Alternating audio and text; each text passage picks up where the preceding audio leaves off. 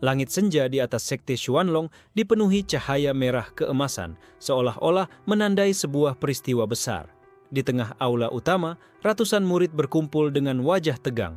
Mereka semua datang untuk menyaksikan keputusan yang akan mengubah hidup seorang pemuda bernama Xuan Liuyun. Liuyun berdiri di tengah lingkaran, tubuhnya kurus, mata hitamnya dipenuhi kegelisahan. Sejak lahir, ia membawa inti asal surgawi terbalik, sebuah kekuatan misterius yang membuat semua orang di sekitarnya selalu dilanda bencana kecil. Baginya, itu adalah kutukan, bukan berkah. Para penatua berbisik-bisik, sebagian dengan wajah puas, sebagian lagi dengan senyum mengejek. Mereka sudah lama menunggu saat ini, momen ketika Liuyun akhirnya menyerah pada tekanan. Suara berat, penatua Guo Shenyan menggema. Xuan Liuyun, dengan membuang kekuatanmu, kau akan kembali menjadi manusia biasa. Tidak ada lagi malapetaka yang kau bawa. Sekte ini akan bebas dari bebanmu. Murid-murid di sekeliling langsung bersorak kecil, seakan lega. Namun di antara kerumunan, Mo Qinghan, sahabat masa kecil Liuyun, mengepalkan tangan erat, menahan amarah. Ia tahu keputusan ini bukan keinginan Liuyun, tapi paksaan. Liuyun mengangkat kepalanya. Jika memang dengan membuang kekuatan ini aku bisa terbebas, maka biarlah begitu. Aku tidak butuh kekuatan yang hanya mendatangkan kebencian. Suara gemuruh terdengar ketika formasi kuno diaktifkan. Cahaya biru keunguan membungkus tubuh Liuyun, mengekstrak energi dari dalam nadinya. Semua orang menatap penuh hasrat. Kekuatan itu, yang dianggap kutukan, sebenarnya adalah hal paling langka di dunia. Liuyun merasakan tubuhnya hancur dari dalam. Urat-urat spiritualnya terbakar dan tiannya seperti dikosongkan. Rasa sakitnya luar biasa, tapi yang lebih menyiksa adalah tatapan penuh kerakusan dari mereka yang menonton. Di sudut aula, seorang gadis dengan jubah putih sederhana, Ji Feiru, menatap dengan wajah campur aduk. Ia merasa ada yang salah. Bagaimana mungkin mereka membiarkan kekuatan langka seperti itu terbuang? Bukankah akan ada konsekuensi besar? Gumamnya.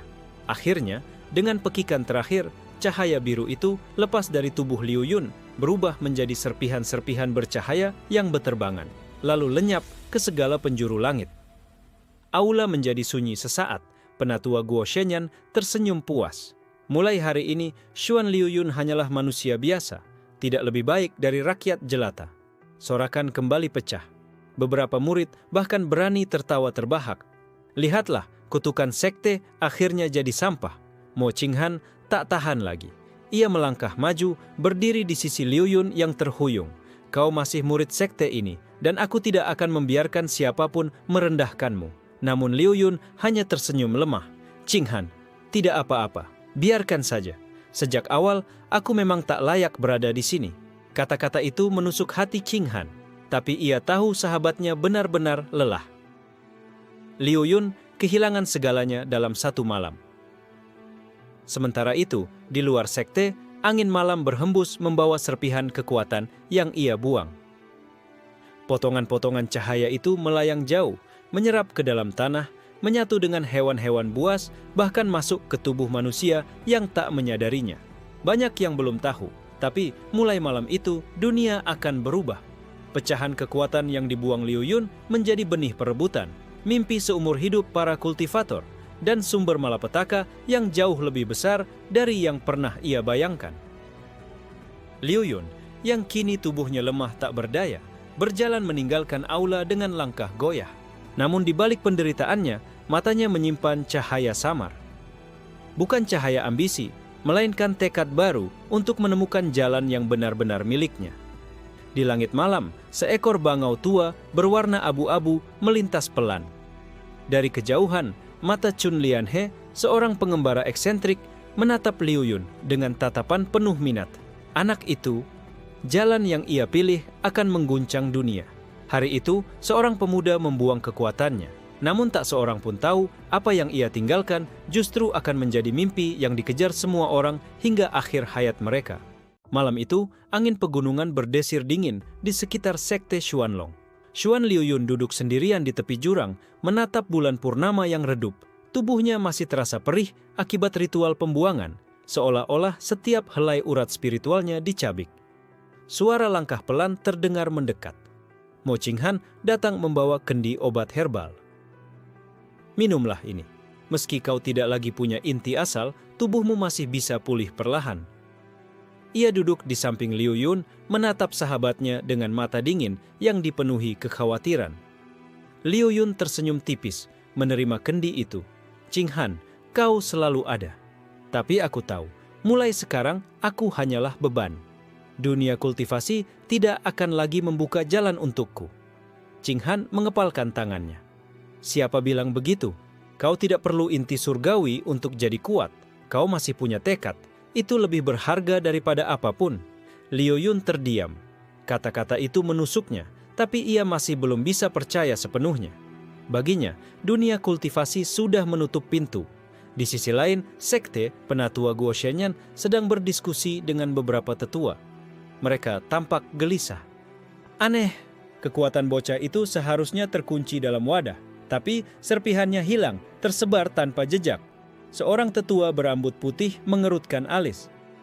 Apakah mungkin kekuatan itu telah menyatu dengan dunia? Jika benar, maka kita telah melepaskan sesuatu yang bisa memicu kekacauan. Guoshenyan hanya tersenyum tipis, matanya menyala dengan ambisi. Kekacauan justru itu peluang. Jika pecahan itu tersebar, siapapun yang menemukannya akan jadi alatku. Dunia akan bersujud pada sekte Xuanlong. Tak jauh dari sekte, di hutan belantara, seekor serigala hitam menelan seberkas cahaya biru yang jatuh dari langit. Seketika, bulu hitamnya berubah menjadi perak, matanya bersinar merah. Dengan auman dahsyat, ia menghancurkan pohon-pohon di sekitarnya. Di sebuah desa kecil, seorang anak muda biasa yang sedang tidur mendadak terbangun. Dadanya menyala, seolah ada bara api menyatu dalam tubuhnya. Ia terengah-engah. Tidak tahu bahwa ia baru saja menjadi pewaris sepotong kekuatan yang dibuang Liu Yun. Kembali ke jurang, Liu Yun mencoba berdiri, tapi tubuhnya limbung. Ia jatuh, namun tiba-tiba sebuah tangan kurus menahannya. Seorang kakek berjubah abu-abu berdiri di belakangnya, tersenyum aneh. Apa kau Xuan Liu Yun? Suara kakek itu berat tapi penuh kehangatan. Membuang kekuatan surgawi. Menarik sekali. Kau berbeda dari generasi lain. Qinghan segera waspada. Siapa kau? Kakek itu mengelus janggutnya. Aku hanyalah pengembara, orang-orang memanggilku Chun Lianhe. Tapi bagi kalian, mungkin aku hanya orang tua aneh yang suka mencuri angin malam. Liu Yun menatapnya bingung. Mengapa kau mencariku? Lianhe tertawa kecil. Karena aku melihat sesuatu di matamu. Kau kehilangan kekuatan. Tapi bukan berarti kau kehilangan jalan. Justru sekarang, jalanmu menjadi lebih luas dari siapapun. Qinghan melangkah maju, setengah menutupi Liu Yun. Apakah kau bermaksud mengambil keuntungan darinya? Lianhe mengibaskan lengan bajunya. Aku tidak butuh serpihan kekuatanmu. Yang aku inginkan hanyalah melihat apakah kau berani berjalan dengan kakimu sendiri tanpa bergantung pada anugerah lahiriah. Liu Yun terdiam. Hatinya bergetar. Tidak ada seorang pun yang pernah mengatakannya seperti itu. Semua orang hanya melihat apa yang ia miliki, bukan siapa dirinya. Lianhe menatap ke arah langit malam. Serpihan kekuatanmu kini telah menyebar. Dunia akan hancur karenanya.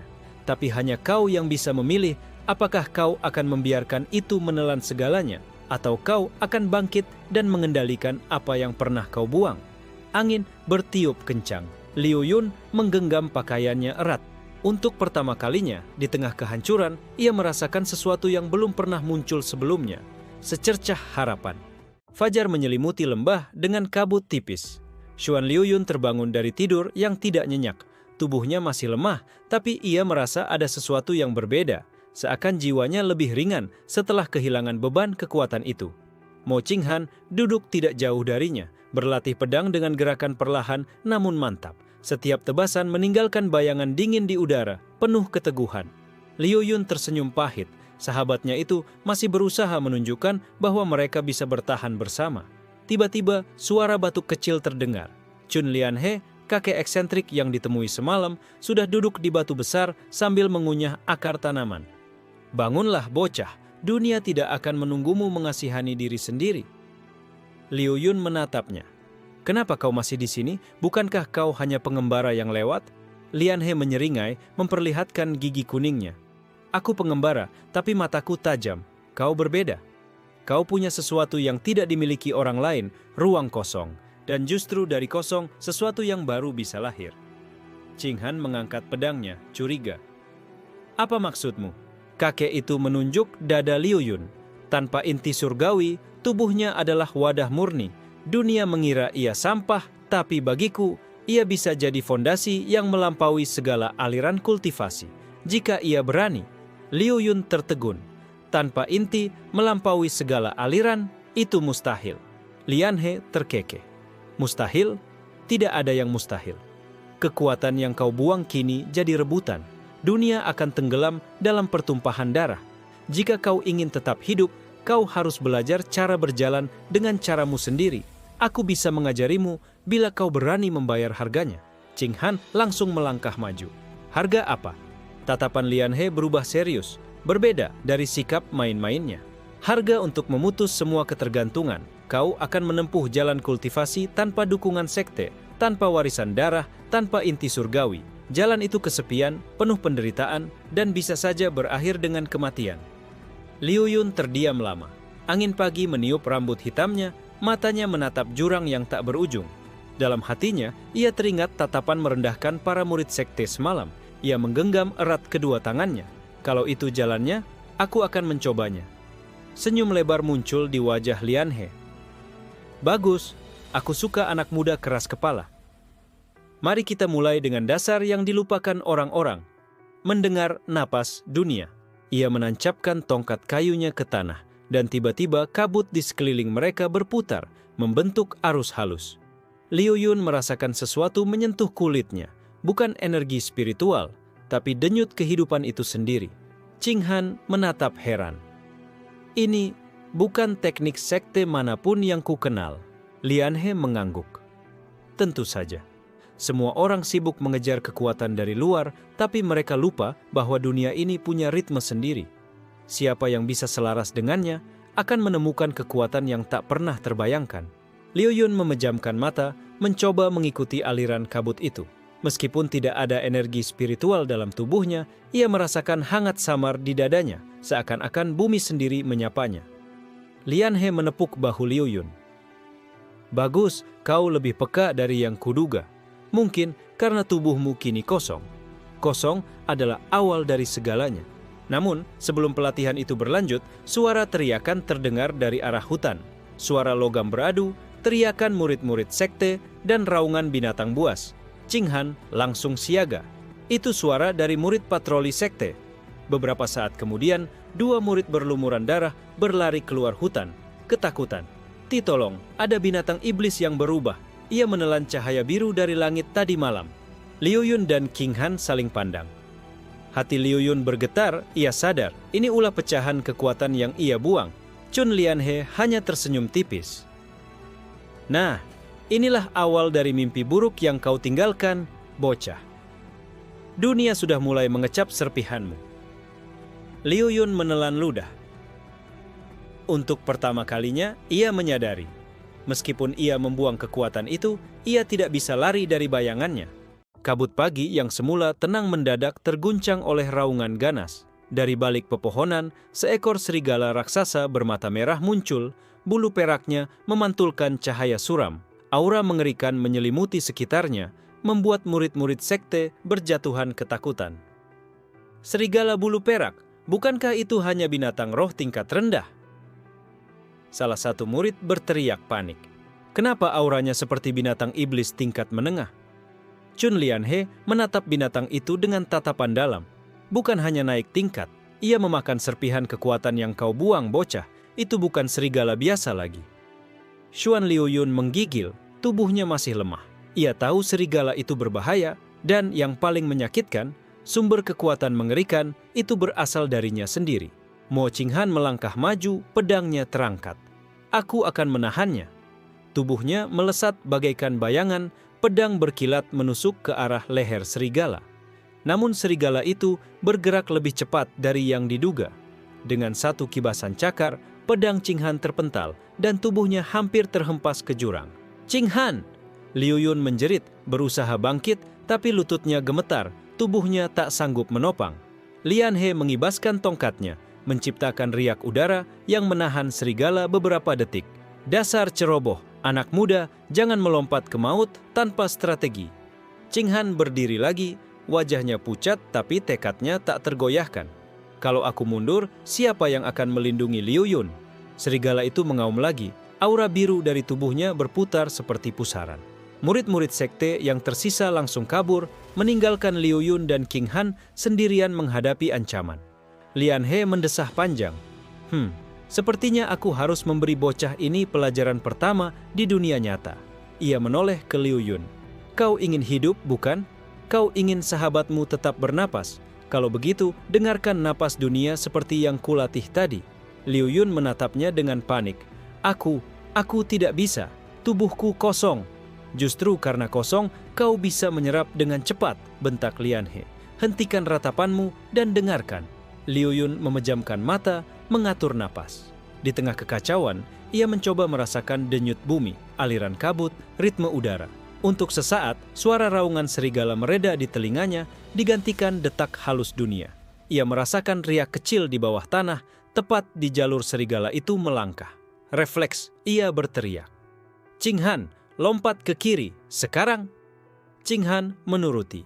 Sesaat kemudian, tanah di tempat ia berdiri retak, cakar serigala menghantam kosong. Qing Han menoleh kaget. Liu Yun, kau tahu gerakannya? Liu Yun sendiri tak percaya. Aku hanya mendengarnya. Serigala meraung marah, aura biru di tubuhnya semakin liar. Ia melompat, hendak mencabik Liu Yun yang masih duduk lemah. Namun kali ini, Lian He menghentakkan tongkatnya ke tanah. Riak kabut berputar, membelokkan serangan serigala sejenak. Cepat, bocah, gunakan tubuhmu sebagai perantara. Salurkan napas dunia, hantamkan ke titik jantung binatang itu. Liu Yun menggertakkan gigi.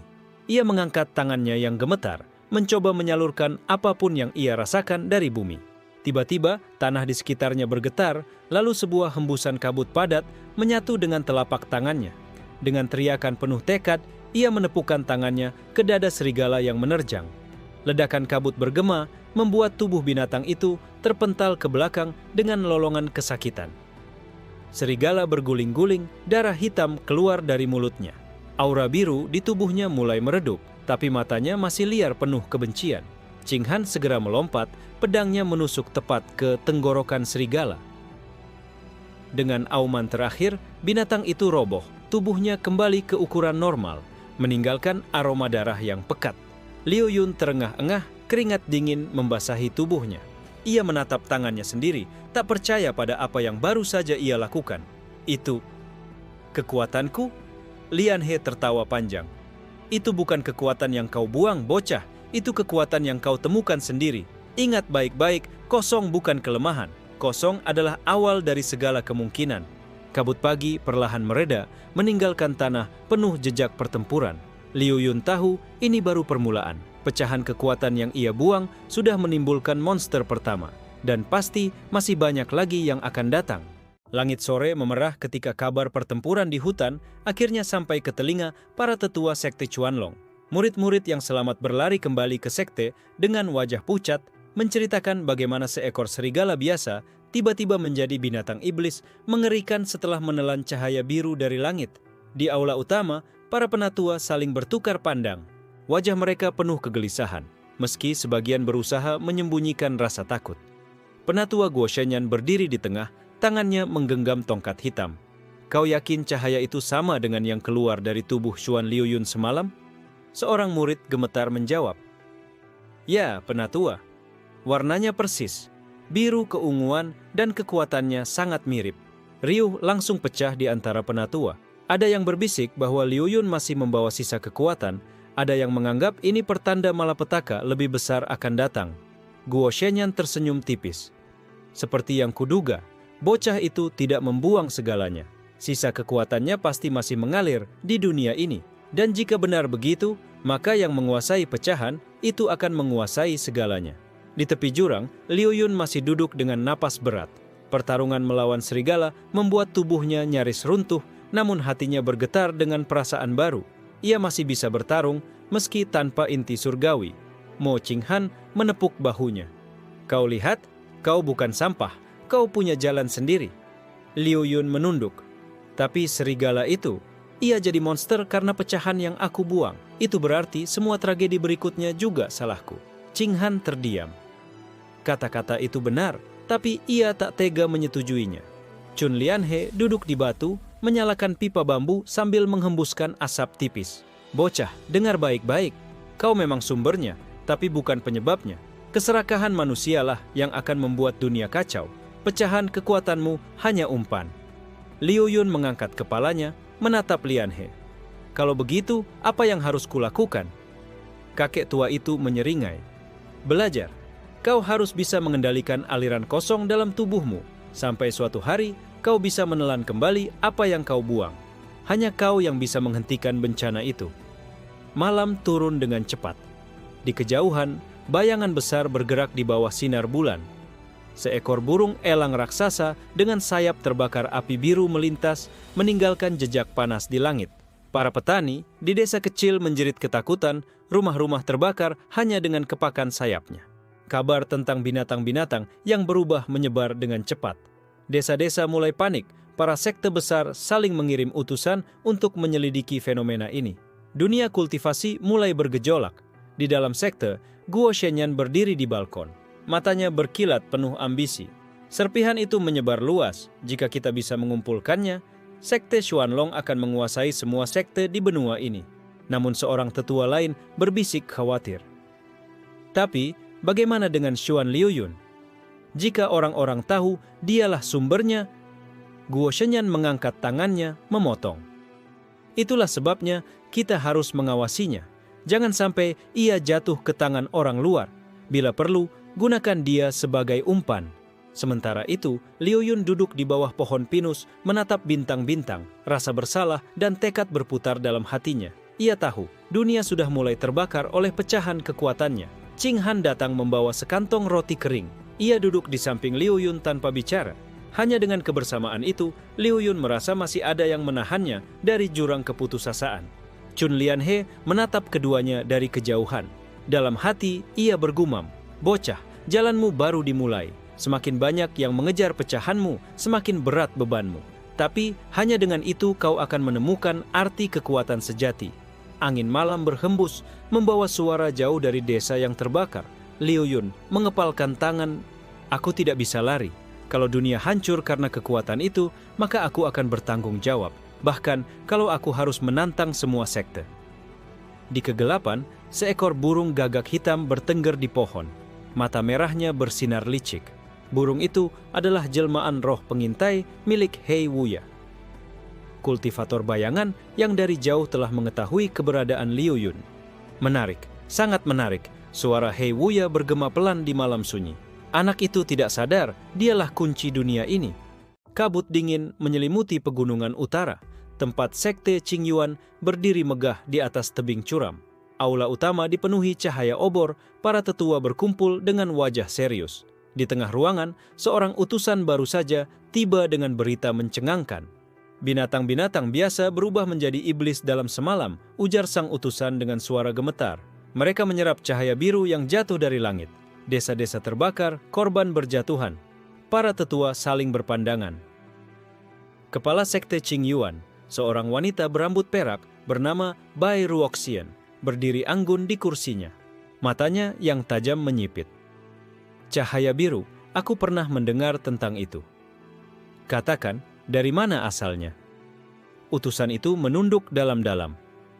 Desas-desus mengatakan, cahaya itu berasal dari seorang murid sekte Xuanlong, bernama Xuan Liuyun. Nama itu segera menjadi pusaran pembicaraan. Para tetua berbisik penuh antusiasme dan kecurigaan. Bai Ruoxian hanya tersenyum samar. "Xuan Liuyun, bocah itu mungkin tak tahu dia baru saja melempar umpan emas ke dalam lautan hiu." Sementara itu, jauh di barat, di sekte Tianya, berita serupa juga sudah sampai. Han Zeyun, murid jenius sekte itu, mendengar langsung dari gurunya. Serpihan kekuatan surgawi menyebar ke dunia. Siapapun yang menguasainya bisa melesat ke puncak dalam waktu singkat. Han Zeyun tersenyum penuh kesombongan. Kalau begitu, aku akan menjadi orang pertama yang menguasainya. Xuan Liuyun, aku akan mencarimu, dan aku akan mengambil kembali apa yang kau buang. Di sisi lain, di sebuah gua gelap jauh dari cahaya matahari, Hei Wuya duduk bersila di atas altar batu. Aura kegelapan berputar di sekelilingnya. Burung gagak merah bermata darah hinggap di bahunya, berbisik seolah menyampaikan kabar. Wuya membuka matanya, senyum menyeramkan muncul. Jadi, bocah itu masih hidup, dan dunia mulai bergejolak. Bagus, semakin banyak yang mengincarnya, semakin mudah bagiku untuk meraih segalanya. Di tepi jurang sekte Xuanlong, Liu Yun sedang berlatih dengan Chun Lianhe. Ia mencoba merasakan arus kabut, menghubungkan napasnya dengan detak bumi. Setiap tarikan napas membuat tubuhnya sedikit lebih stabil. Lianhe berdiri dengan tangan di belakang punggung. Bagus bocah, kau mulai bisa mengatur diri, tapi ini baru permulaan. Ingat, jalanmu tidak seperti orang lain, kau harus menciptakan teknikmu sendiri. Liu Yun mengangguk, meski tubuhnya gemetar. Aku akan mencoba. Mo Qinghan mengamati dari dekat, keringat dingin mengalir di pelipisnya. Ia tahu latihan ini bukan hanya soal tubuh, tapi soal mental. Sekali saja Liu Yun ragu, ia bisa tersedot oleh arus dunia yang liar. Tiba-tiba, kabut di sekeliling bergetar. Liu Yun membuka matanya, melihat bayangan gelap muncul di antara pepohonan. Sesosok pria berjubah hitam berdiri di sana, wajahnya samar, hanya matanya yang merah menyala. Qinghan langsung menarik pedangnya. "Siapa kau?" Pria itu tidak menjawab, ia hanya menatap Liu Yun, lalu tertawa pelan, suara yang membuat bulu kuduk berdiri. "Kau benar-benar berbeda, Xuan Liu Yun. Dunia sudah menginginkanmu, dan aku pun begitu." Aura menyesakkan keluar dari tubuhnya, membuat udara bergetar. Chun Lianhe menyipitkan mata. Wajahnya jarang terlihat serius.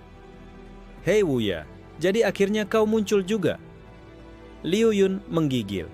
Nama itu ia kenal dari cerita kelam, kultivator bayangan yang membantai satu sekte hanya demi sebuah gulungan rahasia. Wuya melangkah maju, tanah di bawah kakinya langsung retak. "Jangan khawatir bocah, aku tidak akan membunuhmu. Belum. Aku hanya ingin memastikan bahwa kekuatan yang kau buang benar-benar ada di luar sana. Dan ketika waktunya tiba, aku akan mengumpulkan semuanya melalui dirimu." Qinghan melangkah maju, siap bertarung. Tapi Lianhe mengangkat tangannya, menahannya. "Bodoh, kau tidak bisa melawan dia. Levelmu terlalu jauh. Bahkan aku tidak bisa menjamin bisa menahannya sepenuhnya." Wuya tertawa rendah, lalu menghilang ke dalam kabut, seakan hanya bayangan ilusi. Namun suaranya tertinggal, bergema di udara. "Xuan Liu Yun, kau adalah kunci. Dan semua kunci, pada akhirnya, harus dibuka." Liu Yun jatuh berlutut, keringat dingin membasahi tubuhnya. Untuk pertama kalinya, ia benar-benar merasakan betapa kecil dirinya di tengah dunia kultivasi. Chun Lianhe mendesah berat. "Bocah, mulai sekarang kau tak bisa lagi sembunyi. Dunia sudah menemukanmu. Kau harus memutuskan, akan lari seumur hidup atau berdiri melawan takdirmu." Langit sore di atas sekte Xuanlong berwarna merah darah. Cahaya senja menembus kabut tebal yang menggantung di sekitar gunung. Suasana sekte terasa berbeda, seolah ada bayangan gelap yang menunggu untuk menerkam kapan saja. Di ruang latihan yang sunyi, Xuan Liu Yun duduk bersila. Tubuhnya masih gemetar setelah pertemuan dengan Hei Wuya.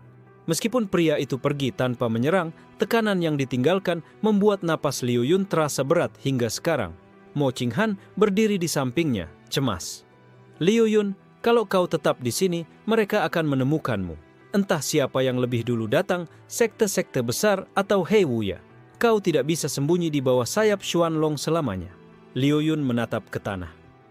"Tapi, aku bahkan belum menguasai kekuatanku. Bagaimana aku bisa bertahan di luar sana?" Chun Lianhe masuk dengan langkah tenang. Suara tongkat kayunya beradu dengan lantai batu. "Bocah, kau harus ingat satu hal.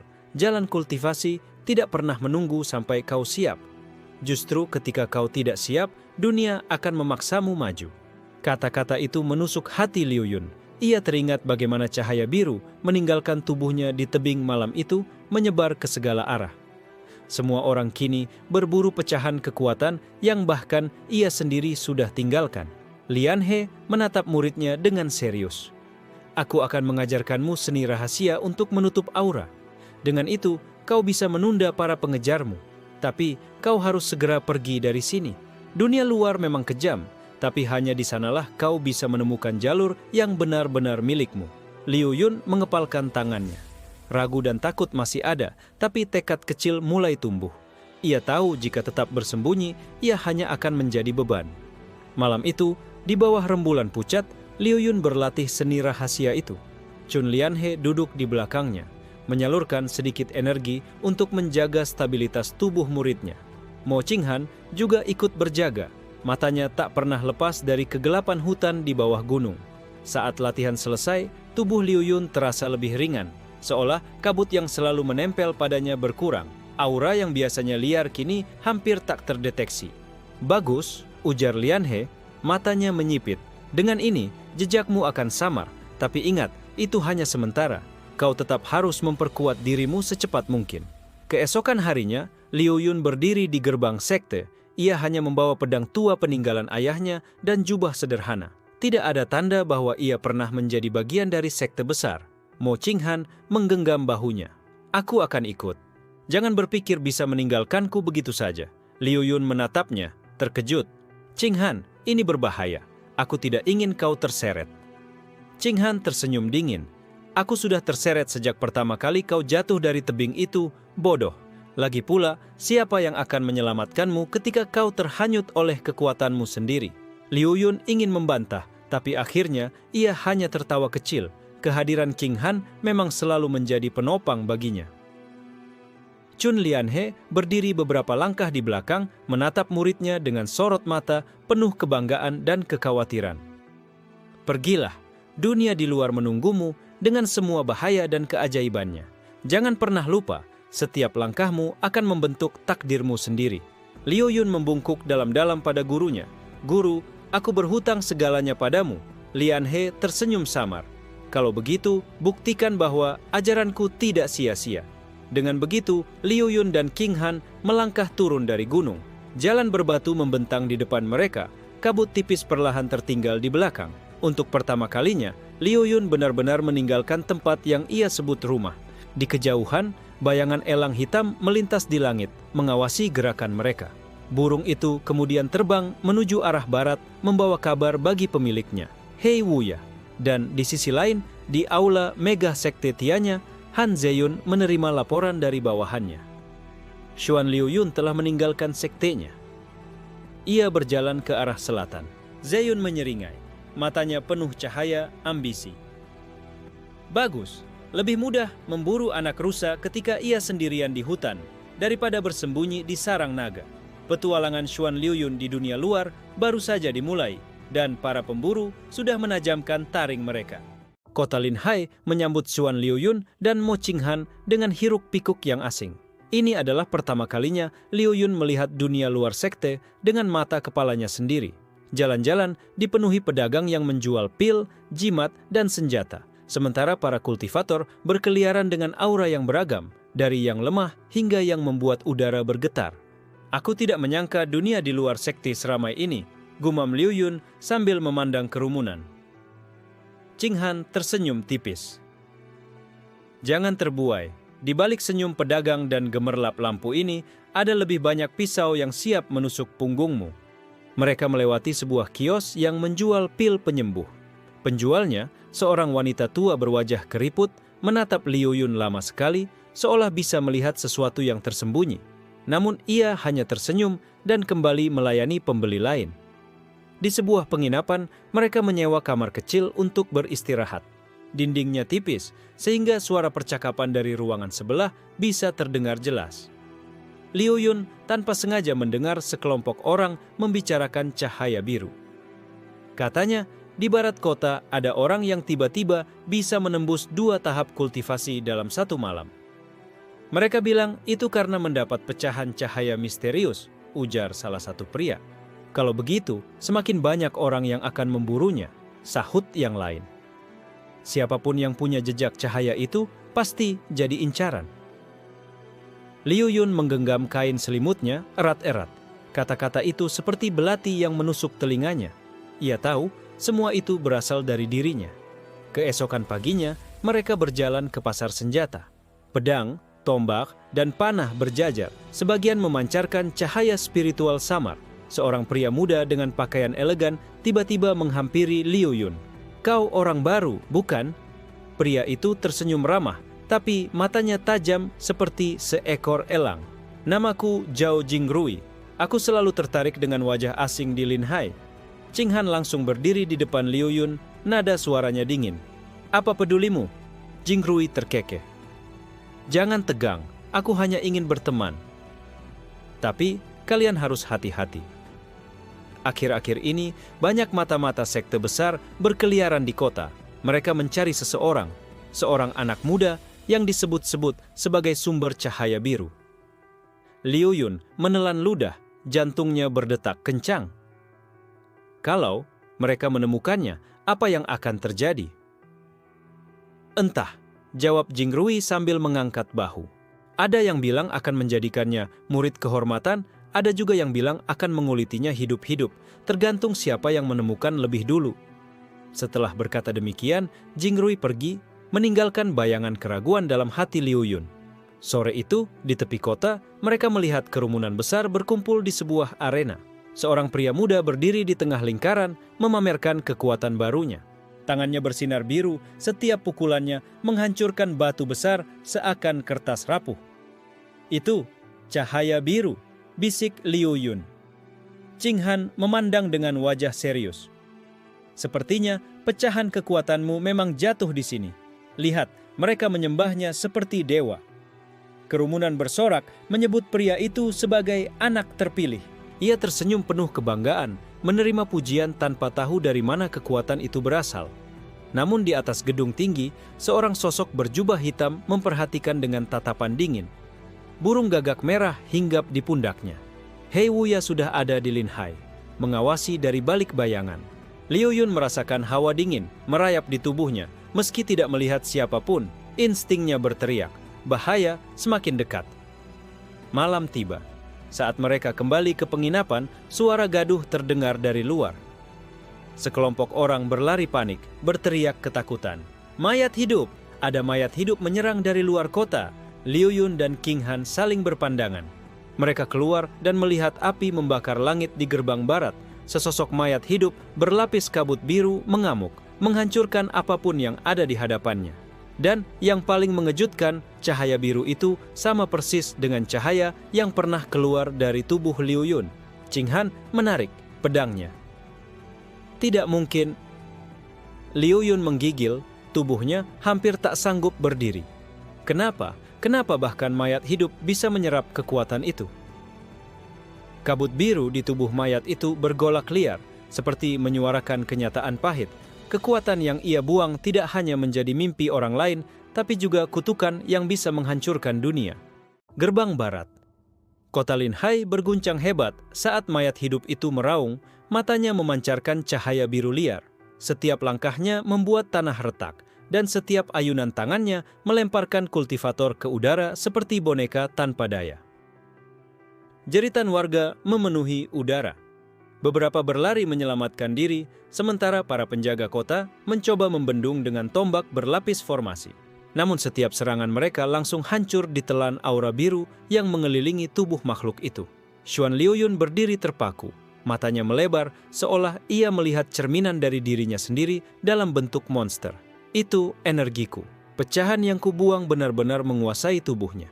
Mo Qing Han menarik pedangnya dan menatap tajam. "Liu Yun, kalau kau tetap berdiri, kita semua akan mati. Aku akan maju." "Tunggu." Liu Yun menahan lengan sahabatnya. "Kekuatan itu tidak bisa dilawan dengan pedang biasa. Kita harus temukan celahnya." Sebelum mereka bisa bergerak, suara tawa rendah menggema dari atas atap. Zhao Jingrui muncul dengan langkah ringan, mengenakan jubah hitam elegan. "Haha, menarik sekali. Aku tak menyangka Linhai akan menyuguhkan tontonan ini. Seekor mayat hidup dengan kekuatan surgawi." Beberapa kultivator yang berusaha menyerang dihancurkan dengan sekali kibasan tangan mayat itu. Tubuh mereka terlempar hingga menabrak tembok kota. Arena berubah menjadi lautan darah, jadi tidak bisa dibiarkan. Qing Han menggertakkan giginya, lalu melesat maju. Pedangnya memancarkan cahaya dingin, menusuk dada mayat itu. Namun, suara dentuman logam terdengar, pedangnya terpental seolah menabrak baja. Liu Yun segera membentuk segel sederhana yang pernah diajarkan Chun Lianhe. Aura samar keluar dari tangannya, mengikat sebentar pergerakan mayat itu. Namun kekuatan biru liar mematahkan segelnya dalam hitungan detik. Tidak cukup, gumam Liu Yun. Napasnya terengah. Dari kejauhan, seorang kultivator tua berteriak lantang. Itu energi iblis bercampur cahaya surgawi. Kalau tidak dihentikan sekarang, kota akan runtuh. Jingkrui hanya menyilangkan tangan, menyaksikan. Menarik, aku ingin tahu siapa yang berani maju. Matanya melirik sekilas ke arah Liu Yun, seolah curiga pada sesuatu. Mayat itu mengaum, lalu mengeluarkan semburan energi biru ke arah kerumunan. Panas membakar udara, membuat orang-orang berteriak ketakutan. Tanpa berpikir panjang, Liu Yun melompat ke depan. Ia merentangkan kedua tangannya, mencoba menyerap sebagian aura itu dengan tubuhnya sendiri. Tubuhnya langsung bergetar hebat, seakan tulangnya akan pecah. Energi itu begitu familiar, sekaligus menyakitkan. Ini memang milikku, desisnya sambil menahan teriakan. Qing Han berteriak dari belakang, "Liu Yun, lepaskan, kau akan mati." Tapi Liu Yun menggertakkan giginya. Ia tahu hanya dirinya yang bisa melawan energi itu, karena berasal darinya sendiri. Dengan sisa tenaga, ia membentuk pusaran kecil di telapak tangannya, memaksa cahaya biru masuk ke dalam tubuhnya. Mayat itu terhuyung, sebagian cahaya di tubuhnya berkurang. Namun amukan semakin menjadi. Ia meninju tanah, menciptakan gelombang kejut yang meluluh lantakkan rumah-rumah di sekitarnya. Qing Han menyerang lagi. Kali ini mengincar mata mayat itu. Pedangnya berhasil menusuk, membuat monster itu meraung kesakitan. Darah hitam bercampur cahaya biru muncrat ke udara. Kerumunan bersorak, tapi hanya sebentar. Luka itu menutup kembali dalam sekejap, bahkan aura biru makin padat. Liu Yun terjatuh, darah segar keluar dari mulutnya. Namun di matanya ada kilatan tekad baru. Kalau aku tidak bisa mengendalikan kekuatan ini, dunia akan terus dihantui pecahannya. Aku harus menjadikannya milikku lagi. Jingkrui mengangkat alis, kini benar-benar tertarik. Jadi kaulah sumbernya? Bisiknya. Di balik bayangan menara, Hei Wuya menatap dengan senyum bengis. Bagus bocah, tunjukkan pada dunia betapa berharganya dirimu agar semua serigala tahu daging mana yang paling manis.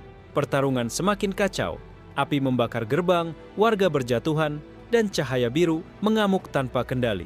Liu Yun berdiri dengan tubuh penuh luka, tapi untuk pertama kalinya ia merasakan panggilan kekuatan yang pernah ia buang, seolah ingin kembali ke pemilik aslinya. Cahaya biru mengamuk liar di tubuh mayat hidup itu, memantulkan bayangan menyeramkan ke dinding-dinding kota Linhai yang retak. Suara jeritan warga bercampur dengan gemuruh api, seakan kota itu akan runtuh kapan saja. Xuan Liu Yun berdiri goyah, darah menetes dari bibirnya. Namun matanya penuh tekad, ia merentangkan kedua tangannya, memaksa tubuhnya menjadi wadah bagi energi yang meronta. Kalau aku tidak mengambil kembali kekuatanku, semua orang akan mati. Teriaknya, suaranya pecah di antara hiruk-pikuk. Mayat itu meraung keras, cahaya biru di tubuhnya berdenyut semakin kuat. Ia mengayunkan tinjunya, menciptakan gelombang energi yang menghantam bangunan sekitarnya hingga runtuh. Mo Qing Han melompat ke depan, pedangnya menebas udara, menciptakan busur cahaya yang memotong serangan itu. Namun getaran balik membuat tubuhnya terlempar jauh, menghantam tembok kota hingga berlumuran darah. Qing Han! Liu Yun berteriak ingin berlari, tapi ia tahu langkah kecil saja bisa membuat fokusnya runtuh. Aura biru di depannya berusaha menelannya hidup-hidup. Dari atas atap, Zhao Jingkrui memperhatikan dengan senyum tipis. Jadi benar, kau kunci dari semua ini. Menarik, semakin menarik. Liu Yun menutup mata, mencoba mengingat ajaran Chun Lianhe. Jangan melawan aliran, terimalah. Kendalikan bukan dengan kekerasan, tapi dengan hati. Ia mengatur napas, lalu membiarkan cahaya biru memasuki tubuhnya. Rasanya seperti ditusuk ribuan jarum, panas dan dingin bercampur, membuat tulangnya retak-retak. Tubuhnya hampir meledak dari dalam. Mayat itu menjerit, tubuhnya mulai kehilangan sebagian cahaya. Ia mengamuk, memukul tanah, tapi gerakannya melambat. Kerumunan kultivator yang menonton bersorak.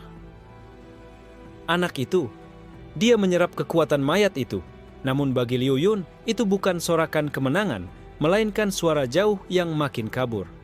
Kesadarannya hampir hilang, dunia berputar. Di saat yang sama, di balik bayangan menara runtuh, Hei Wuya tertawa pelan.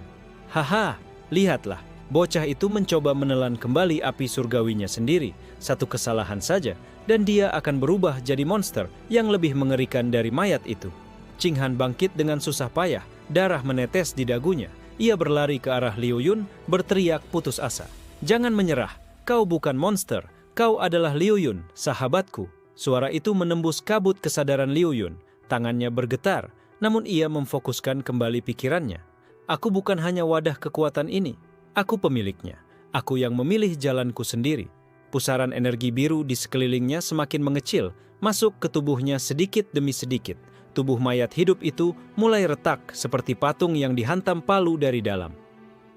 Tiba-tiba ledakan cahaya terjadi. Cahaya biru meledak dari tubuh mayat itu, menyilaukan seluruh kota. Warga berteriak, sebagian menutup mata, sebagian jatuh tersungkur karena tekanan aura. Saat cahaya mereda, mayat hidup itu hancur berkeping-keping, tubuhnya lenyap menjadi abu hitam. Dan di tengah debu yang berterbangan, Liu Yun berdiri dengan tubuh berlumuran darah, tapi matanya memancarkan cahaya biru samar. Qing Han berlari menghampirinya, memegang bahunya. Kau berhasil? Liu Yun terhuyung, hampir jatuh, tapi ia tersenyum lemah. Sebagian sudah kembali padaku, tapi rasanya seperti ada ratusan belenggu di dalam tubuhku, menunggu untuk pecah. Kerumunan terdiam, menatap anak muda itu dengan campuran takut dan kagum. Bisik-bisik mulai terdengar. Apakah dia yang disebut sebagai sumber cahaya biru itu? Jingrui menyeringai puas, lalu melangkah pergi. Sekarang aku yakin bocah itu bukan sekadar legenda. Dia adalah inti badai. Di atas bayangan atap, Hei Wuya menghilang dengan tawa mengerikan. Bagus bocah, semakin kau bersinar, semakin jelas jalanku menuju kegelapan abadi. Liu Yun akhirnya jatuh pingsan di pelukan Qing Han. Namun dalam kegelapan pikirannya, ia mendengar bisikan samar dari cahaya biru yang kembali. Kami adalah bagian darimu, tapi apakah kau cukup kuat untuk menanggung mimpi semua orang? Suasana kota Linhai masih dipenuhi asap dan puing-puing ketika Xuan Liu Yun akhirnya membuka mata. Ia berbaring di ranjang kayu sederhana di sebuah ruang penginapan yang disulap menjadi tempat perawatan darurat. Aroma obat-obatan herbal menusuk hidungnya. Di samping ranjang, Mo Qing Han tertidur duduk dengan kepala bersandar di tepi ranjang. Bajunya penuh noda darah kering, sebagian miliknya, sebagian dari luka Liu Yun. Liu Yun mengerjap, mencoba duduk, namun tubuhnya seperti penuh beban. Cahaya biru samar masih berdenyut di bawah kulitnya, seolah ada sesuatu yang belum sepenuhnya menyatu. Jangan bangun. Suara Qing Han pelan tapi tegas. Ia terjaga begitu mendengar Liu Yun bergerak. Tubuhmu hampir meledak semalam. Kalau kau memaksa sekarang, bisa pecah dari dalam. Liu Yun menatap sahabatnya. Aku berhasil mengambil sebagian kekuatan itu kembali. Tapi rasanya seperti ada suara-suara di kepalaku. Mereka berbisik, mendorongku untuk melepaskan segalanya. Qing Han mengerutkan kening. Itu pasti efek samping. Kekuatan yang kau buang sudah terkontaminasi ketika di luar tubuhmu. Sekarang mereka bukan hanya bagianmu, tapi juga membawa kehendak asing. Liu Yun menutup mata dan memang ia bisa mendengar suara samar.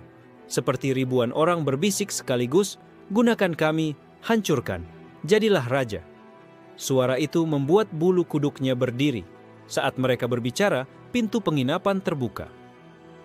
Zhao Jingrui masuk dengan langkah santai, mengenakan jubah bersih seakan tidak pernah terlibat dalam kekacauan semalam. Pagi yang indah bukan, katanya dengan senyum ramah, meski matanya menajam menatap Liu Yun. Kau benar-benar luar biasa, menyerap kekuatan yang bahkan membuat para tetua sekte gemetar. Aku tidak salah menaruh perhatian padamu. Qing Han langsung berdiri, tangannya digagang pedang. "Apa maumu, Jingrui?" Jingrui mengangkat kedua tangannya. "Tenang, aku tidak datang untuk bertarung. Aku datang untuk menawarkan sesuatu." Ia menunduk sedikit ke arah Liu Yun. "Ikutlah denganku. Dengan kekuatanmu dan pengaruh keluargaku, kita bisa menguasai lebih dari sekadar kota kecil ini." Liu Yun menatapnya lama. Ia tahu pria ini tidak datang tanpa alasan. Tawaran itu terdengar menggoda, tapi matanya melihat kilatan ambisi di balik senyum manis Jingrui. "Aku menolak," jawab Liu Yun akhirnya. Suaranya lemah tapi tegas. "Aku tidak ingin kekuatan ini dipakai untuk haus kuasa." Senyum Jingrui menipis, namun ia segera terkekeh, seolah sudah menduga. "Seperti yang kuduga. Baiklah, aku tidak akan memaksamu. Untuk sekarang." Ia berbalik pergi, tapi sebelum menutup pintu, ia berucap tanpa menoleh. "Tapi ingatlah Liu Yun, dunia tidak akan membiarkanmu netral. Cepat atau lambat, kau harus memilih sisi." Keheningan kembali menyelimuti kamar. Qing Han duduk kembali, menatap Liu Yun dengan khawatir. Dia benar dalam satu hal, semua orang akan mengincarmu. Kalau kau tetap menolak berpihak, kau hanya akan dikepung dari semua arah. Liu Yun mengepalkan tangannya. "Kalau begitu, aku akan menciptakan sisi sendiri. Jalanku bukan milik siapapun." Malam harinya, ketika kota mulai tenang, Liu Yun duduk bermeditasi. Cahaya biru di tubuhnya berdenyut semakin kuat, lalu tiba-tiba ia melihat dirinya berdiri di ruang gelap. Di sekelilingnya, bayangan ratusan wajah muncul. Wajah orang-orang yang mungkin tersentuh cahaya biru, wajah yang memohon, wajah yang marah, wajah yang haus kuasa. Mereka berbisik bersamaan, membuat telinga Liu Yun berdengung. "Jadilah wadah kami. Gunakan kami, atau kami akan menggunakanmu." Liu Yun menggigil. Ia merasa seperti dirinya berada di ambang jurang, siap ditelan. Namun di tengah bisikan itu, sebuah suara tenang muncul. Suara yang familiar. "Ingat Liu Yun, kendalikan dengan hati, bukan kekerasan." Itu suara Chun Lianhe, bergema di dalam pikirannya. Liu Yun menarik napas panjang. "Aku bukan wadah dan aku bukan budak kalian. Aku adalah Xuan Liu Yun, pemilik sejati kekuatan ini." Cahaya biru dalam tubuhnya meledak, membuat wajah-wajah bayangan itu hancur seperti kaca. Ia terbangun dengan tubuh dipenuhi keringat, tapi matanya kini lebih jernih, lebih kokoh. Di luar penginapan, di atas atap yang remang, He Wuya duduk sambil memainkan burung gagak merahnya. Senyumnya dingin. Bocah itu mulai membangunkan api aslinya. Bagus. Semakin ia melawan, semakin dalam ia akan tenggelam. Aku menunggu hari ketika dia tidak lagi tahu siapa dirinya. Pagi di Linhai terasa tidak biasa. Jalanan yang baru kemarin porak-poranda, kini dipenuhi orang-orang berpakaian mewah dengan lambang-lambang sekte besar di dada mereka. Kereta spiritual melayang di udara, dikelilingi cahaya pelindung yang megah. Kedatangan tamu agung membuat seluruh kota gempar. Di balai utama kota, para tetua berkumpul menyambut. Bendera sekte Awan Hitam, sekte Pedang Giok, dan bahkan perwakilan dari sekte Kaisar Langit berkibar berdampingan. Masing-masing utusan memancarkan aura yang menekan, cukup membuat kultivator biasa terengah hanya dengan berdiri di dekat mereka. Xuan Liu Yun berdiri di samping Mo Qing Han, wajahnya masih pucat tapi matanya penuh kewaspadaan. Ia bisa merasakan, semua tatapan para utusan itu bukan tatapan pertemanan, melainkan tatapan pemilik pasar yang melihat barang dagangan berharga. Seorang pria tua berjubah biru dari sekte Awan Hitam melangkah maju. Suaranya berat namun penuh wibawa. "Kami mendengar di kota kecil ini muncul seorang pemuda yang berhasil menyerap kekuatan asing, sesuatu yang bahkan para tetua sulit lakukan. Kami datang bukan untuk mengganggu, tapi untuk melindungi." Kata melindungi terdengar manis, tapi Liu Yun tahu maksud sebenarnya, menguasai. Perwakilan sekte Pedang Giok, seorang wanita berwajah cantik namun dingin, ikut angkat bicara. "Jika dibiarkan, kekuatan yang tak terkendali itu bisa membawa bencana. Xuan Liu Yun harus dibawa ke sekte kami untuk dibina." Mo Qing Han langsung maju selangkah, tangannya menyentuh pedang. "Kalau kalian menyebutnya bina, kenapa aku hanya mencium bau penguasaan?" Para tetua kota gelisah. Mereka sadar mereka tidak bisa menolak sekte-sekte besar, tapi mereka juga tidak bisa menyerahkan Liu Yun begitu saja. Situasi semakin tegang. Liu Yun akhirnya melangkah ke depan, suaranya tenang tapi tajam. Aku berterima kasih atas perhatian kalian, tapi aku tidak berniat menjadi pion sekte manapun. Kekuatan ini milikku, jalanku juga milikku. Tak ada satupun dari kalian yang bisa menentukannya. Kata-katanya membuat suasana balai mendidih. Beberapa utusan tertawa sinis, yang lain mengerutkan dahi. Seorang murid muda dari sekte Kaisar Langit bahkan langsung mencabut pedangnya. Berani sekali kau menolak kehendak sekte besar. Seketika pedangnya mengeluarkan cahaya emas menebas udara ke arah Liu Yun. Namun sebelum pedang itu sampai, Mo Qinghan sudah menarik pedangnya sendiri, menghalau serangan dengan kilatan perak. Dentuman keras membuat lantai retak. Utusan tua dari sekte awan hitam mengangkat tangannya, menghentikan murid Kaisar Langit itu. Cukup, kita tidak datang untuk membantai kota ini. Tetapi ingat Xuan Liu Yun, dunia kultivasi bukan tempat bagi mereka yang berjalan sendiri. Jalurmu akan berakhir di tangan sekte manapun, cepat atau lambat. Liu Yun menatap mereka semua, lalu tersenyum tipis.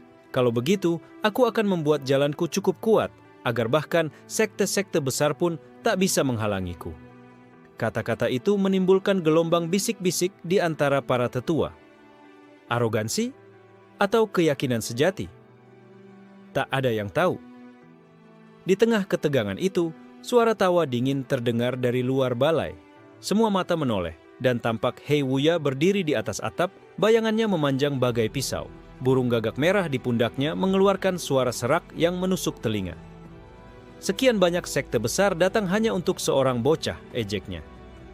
Tapi kalian lupa, kekuatan yang ia serap bukan kekuatan biasa. Itu adalah benih dari kegelapan yang bahkan kalian pun tak mampu jinakkan.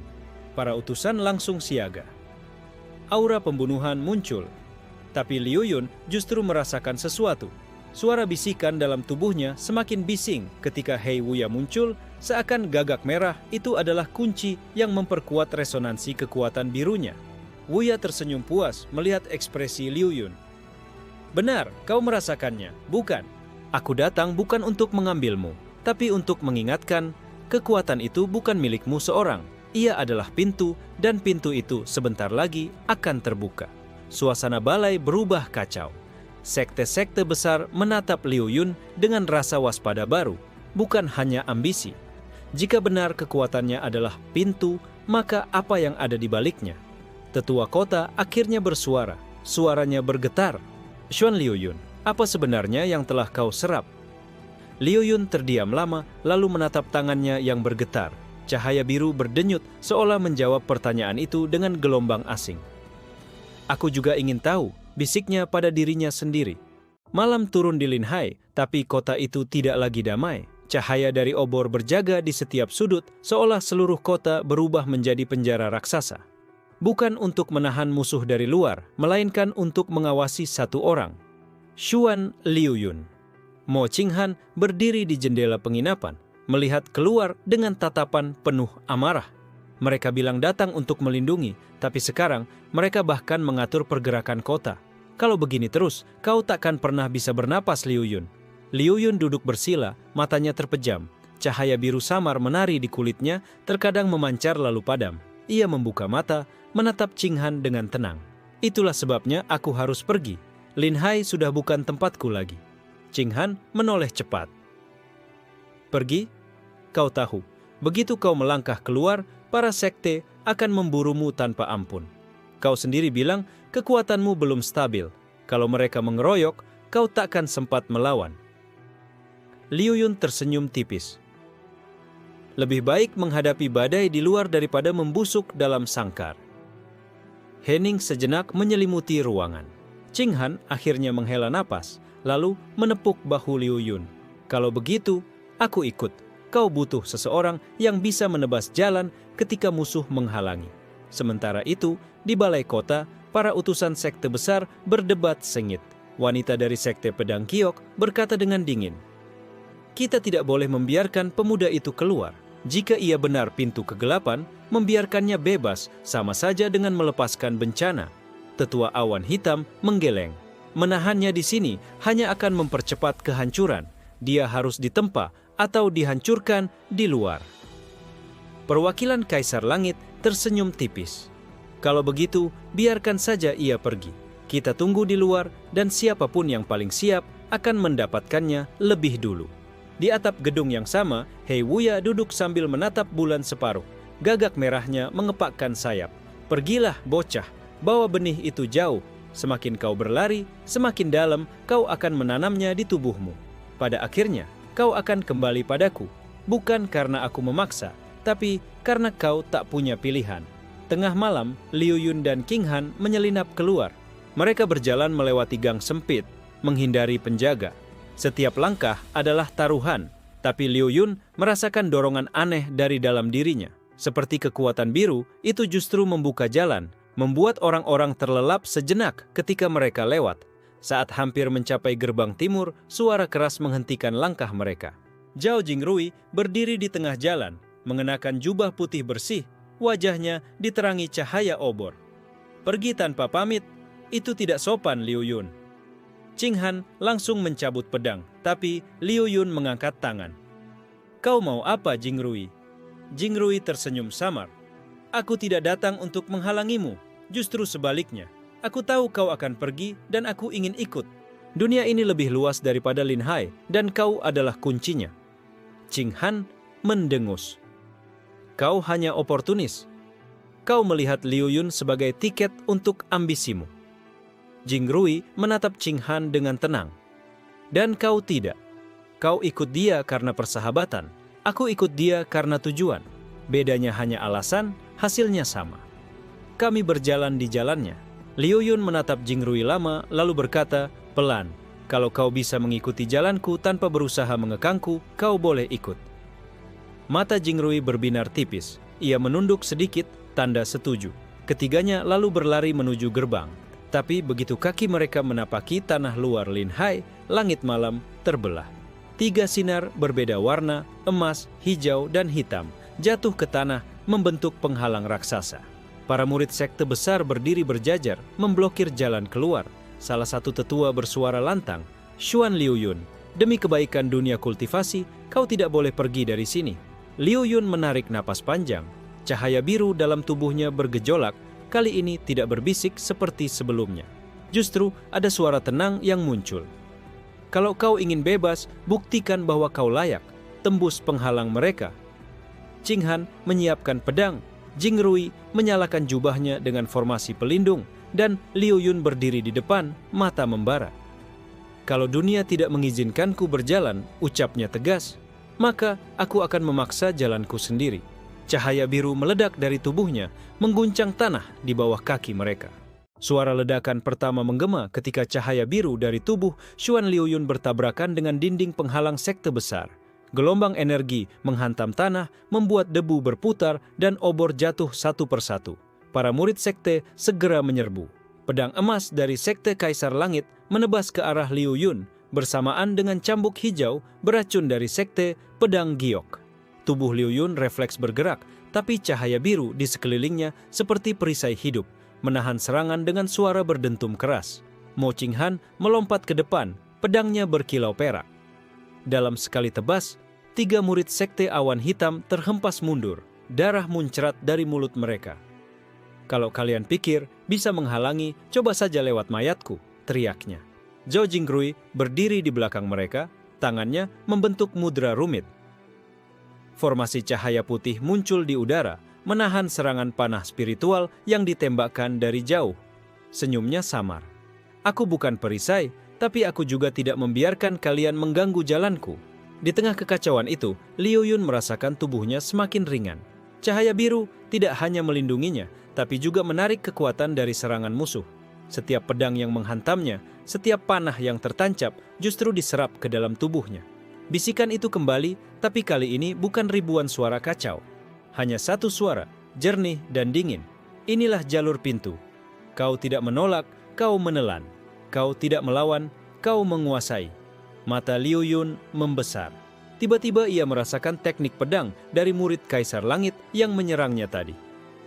Ototnya bergerak spontan, menirukan gerakan itu, dan dalam sekejap ia membalikkan serangan dengan presisi sempurna. Pedang musuh patah, sementara tubuh mereka terpental dengan luka serius. Para tetua sekte di kejauhan berdiri. Tidak mungkin dia menyalin teknik itu hanya dengan menerima satu serangan. Wanita dari pedang giok menggertakkan gigi. Bukan sekadar menyalin, dia mengasimilasi serangan lawan. Itu jalan paling berbahaya. Ching Han melirik ke arah Liu Yun dengan mata melebar. Liu Yun, kau... Aku tidak tahu bagaimana ini terjadi, jawab Liu Yun dengan suara bergetar.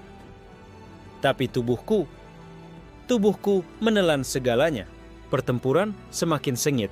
Murid-murid sekte menyerang bergantian, namun setiap kali serangan jatuh, Liu Yun semakin kuat.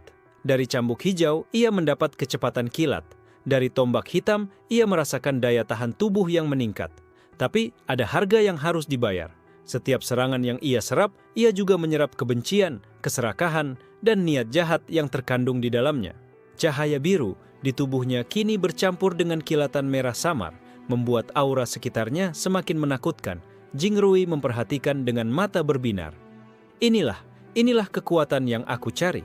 Sementara itu, di atap gerbang, Hei Wuya tertawa terbahak, suaranya menusuk malam. Bagus, bocah itu akhirnya mulai membuka pintu. Semakin ia melawan, semakin ia kehilangan dirinya. Dunia ini akan segera melihat monster sejati. Teriakan murid-murid sekte bergema. Hentikan dia, jangan biarkan dia keluar dari kota. Tetapi Liu Yun berdiri di tengah pusaran pertempuran, tubuhnya dikelilingi aura biru merah yang menyala bagai api. Matanya memancarkan cahaya aneh, setengah manusia, setengah sesuatu yang lain. Ching Han berteriak, mencoba meraih bahunya. Liu Yun, kau harus berhenti. Kalau tidak, kau akan... Sebelum kata-katanya selesai, Liu Yun mengangkat tangannya. Energi biru meledak keluar, membentuk naga raksasa dari cahaya, mengamuk ke arah penghalang sekte besar. Suara ledakan memekakkan telinga, dan dinding energi retak seperti kaca yang dihantam palu. Dengan satu langkah, naga biru itu menerobos, menghancurkan jalur keluar. Debu dan cahaya memenuhi malam. Ketika cahaya mereda, Liu Yun berdiri di luar gerbang, tubuhnya bergetar, matanya masih bersinar liar. Ching Han dan Jingrui berhasil mengikutinya, meski tubuh mereka penuh luka. Para tetua sekte hanya bisa menatap dengan wajah muram. Dia berhasil menembus. Bocah itu bukan lagi sekadar ancaman. Dia adalah bencana yang berjalan. Di kejauhan, Hei Wuya menatap langit, gagak merahnya berputar-putar dengan suara parau. Malam ini, pintu mulai terbuka. Dunia ini akan terbakar oleh cahaya biru itu. Liu Yun menggenggam tangannya erat, mencoba menahan gejolak di dalam dirinya. Ia menoleh pada dua orang yang mengikutinya. Aku tidak tahu apa yang akan terjadi, tapi satu hal pasti, aku tidak akan berhenti di sini. Dan dengan itu, mereka bertiga melangkah keluar ke jalan yang belum pernah dipijak, meninggalkan Lin Hai yang masih berguncang oleh suara naga biru yang bergema. Langkah pertama meninggalkan Lin Hai terasa berat, meski jalan di depan mereka terbentang bebas. Angin malam bertiup kencang, membawa aroma tanah basah dan darah yang belum hilang dari pertempuran. Di kejauhan, cahaya merah samar dari api masih terlihat, sisa kekacauan yang ditinggalkan di kota. Xuan Liu Yun berjalan paling depan, tubuhnya masih dipenuhi aura biru yang sesekali berdenyut liar. Mo Ching Han dan Zhao Jingrui mengikuti di belakangnya. Sesekali Ching Han mencoba bicara, namun setiap kali melihat kilatan merah yang menyusup di aura Liu Yun, ia terdiam. Beberapa li dari Lin Hai, mereka berhenti di tepi hutan sunyi. Liu Yun terhuyung, lalu muntah darah hitam kental ke tanah. Bau anyirnya membuat udara terasa menyesakkan. Liu Yun, Ching Han bergegas menopangnya. Aku sudah bilang, menelan kekuatan musuh terlalu berbahaya. Liu Yun terengah, wajahnya pucat, tapi matanya tetap membara. Setiap serangan yang kutelan, bukan hanya kekuatan mereka. Ada juga kebencian, keserakahan, bahkan dendam mereka yang ikut masuk. Tubuhku dipenuhi racun jiwa. Jingrui menatap dengan tenang, meski jelas ada ketertarikan di matanya. Itu berarti kau bisa tumbuh semakin kuat tanpa batas.